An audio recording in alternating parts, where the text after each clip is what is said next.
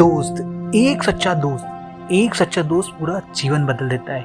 यारो आज की कहानी है ना, हम सबके दिल को छूने वाली कहानी है, क्योंकि यारो हम सबके जीवन में एक ऐसा सच्चा दोस्त होता है, चाहे उससे महीनों बात ना हो, पर जब एक बार बात हो तो महीनों की कसर निकल जाती है। चाहे कितना भी दूर क्यों ना हो, एक बार जब मिले तो सालों की कसर निकल जाती है। एक सच्चा दोस्त यारो, एक सच्चा दोस्त है ना, पूरी जिंदगी बदल देता है। आज इस दोस्ती के ऊपर ही मैं कहानी सुनाने जा रहा हूँ मेरे यारो।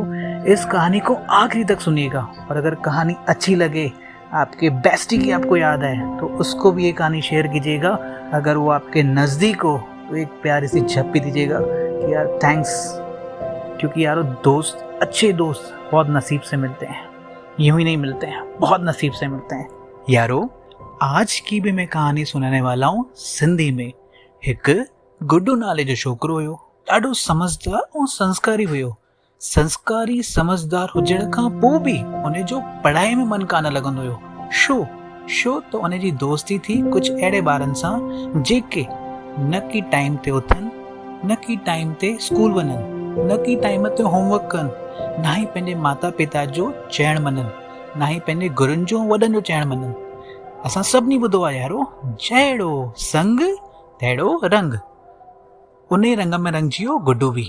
न टाइम ते उथे, न टाइम ते स्कूल वञे, न टाइम ते होमवर्क करे, न टाइम ते पंहिंजे माता पिता जी ॿुधे, ना ही पंहिंजे गुरुदेवनि जी ॿुधे।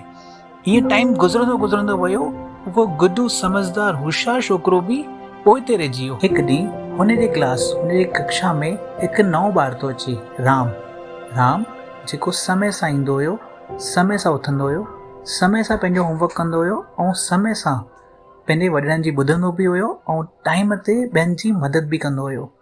धीरे धीरे गुड्डूअ खे राम जूं ॻाल्हियूं वणणु लॻियूं। गुड्डूअ जी दोस्ती थी वई राम सां, ऐं राम सां गॾु रही करे जीअं राम समय ते अचे त गुड्डू बि समय ते अचे। राम टाइम ते पढ़ाई करे त गुड्डू बि टाइम ते पढ़ाई करे। राम बि वॾनि जी मञे, गुड्डू बि वॾनि जी वणे। धीरे धीरे राम सां दोस्ती करे गुड्डू पंहिंजी सभु बुरियूं आदतूं छॾे करे राम जूं आदतूं पकड़ाइनि, सभु सुठी आदतूं थी वियसि।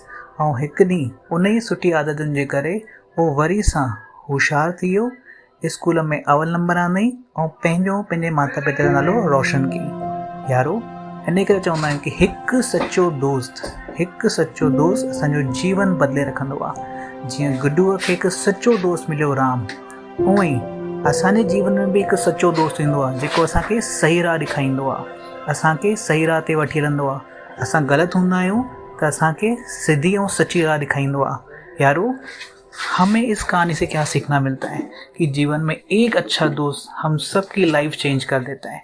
हमारी सारी बुराइयों पर हमें सामने आके टोकता है कि यहाँ पर हम गलत है, हमें सही राह पे लेके चलता है। और ऐसे ही सच्चे दोस्त बड़ी किस्मत से मिलते हैं। तो यारो अगर आपको आज की स्टोरी अच्छी लगी तो अपने बेस्टी तक ज़रूर पहुँचाइएगा।